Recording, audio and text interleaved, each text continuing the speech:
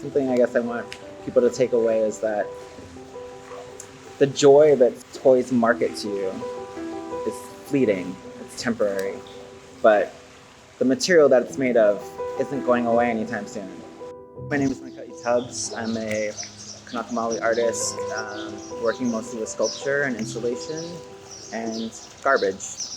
I work with found materials that people don't see value in, and the whole purpose is to show that there is value in these things. So Toy Stories came about because for the past year I've been doing these trips to Bottle Beach. It's out in Dead Horse Bay in Brooklyn. It was a landfill that never got capped, which means like since the 1950s it's just been spewing out garbage this whole time, and that garbage isn't really garbage, it's like immigrant families, personal items. When you show up to Dead Horse Bay, what hits you is that you can piece together someone's entire existence from that era. And the thing that hit me the most were the toys. I think it just made me think of the children that they belong to. So I was like, well, I want to take bits of these toy pieces that I'm finding plus plastic bits that I'm finding, and I want to repackage them as toys.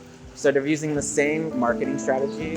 So when you look at like a typical action figure or doll, right, the way that it's packaged, clear in the front, cardboard back, but the clear part always has a push to it. So it sits in this cradle. And so I thought, well, I want to do the sort of exact opposite of that. So I use the same type of machine that they use for packaging, but instead of using it to make a cradle to push it out, I use it to suck the life out of it.